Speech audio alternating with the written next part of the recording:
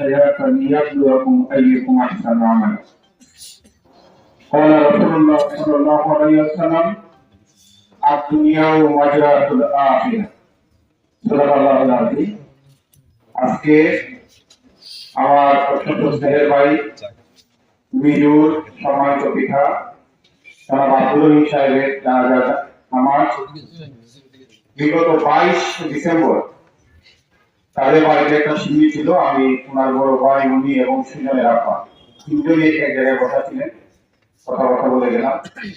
উনি যে অসুস্থ এটা আমি জানতাম না। কালকে ভিডিও যখন ফোন দিল যে আমার আপা দেখা করছেন, বজ্রপাতের মতো মনে হলো।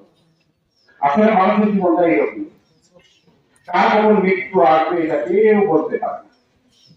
কুল্লু নাফসিন যায়কাতুল মাউত, প্রত্যেক জীবনকে মৃত্যুবরণ করতেই হবে, এটা সুবিধার। সুতরাং আমরা এখানে যারা উপস্থিত হয়েছি, আমরা যে এখান থেকে ফিরে যাওয়ার পথে মারা যাবো না, এখানে যে হাতটা করে মারা যাবো না, এখন নিশ্চয়তা। সুতরাং আমি যেটা বলছি, আল্লাহ রাব্বুল আলামিনের খুব কালামুল্লাহ থেকে যে আয়াতটা বললাম যে আল্লাহ আগে মৃত্যুকে তৈরি করেছেন পরে জীবন, উদ্দেশ্য আহসানু আমালা, ভালো।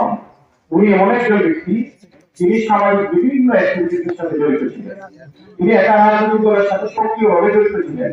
রাজনীতি করার লক্ষ্য উদ্দেশ্য মানুষের কল্যাণ। কেউ যদি ব্যক্তিগতভাবে খারাপ কিছু করে এটা তার লাগে, কিন্তু রাজনীতি হিসাবে প্রত্যেক রাজনীতি ধরেন দেশের সেবক, জনগণের সেবক।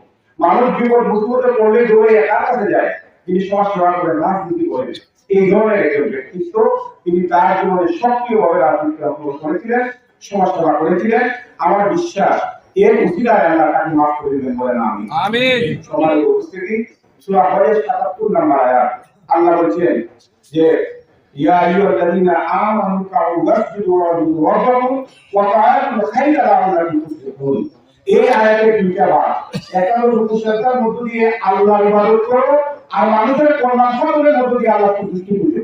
তিনি ওই ব্যক্তি অবশ্যই নামাজ যেটা পড়েছেন সেই সাথে মানুষের কল্যাণ সাধনের মধ্য দিয়ে এই আয়াতের পূর্ণাঙ্গ আমল কাজ করেছিল। আলহামদুলিল্লাহ। আল্লাহ রাব্বুল আলামিনের কাছে দোয়া করি, আল্লাহ রাব্বুল আলামিন যাতে তার পরিবার পরিবর্গকে আল্লাহ যাতে সবল দান করেন, সবল দোয়ার তৌফিক দান করেন, বলেন আমিন। আমরা যখন দাফন কাম করে ফিরে আসবো তখন তার এই কবরটাকে যাতে প্রশস্ত করে দেন জান্নাত পর্যন্ত, বলেন আমিন। আমার তৌফিক ইল্লা বিল্লাহ। আসসালামু আলাইকুম ওয়া রাহমাতুল্লাহি ওয়া বারাকাতুহু।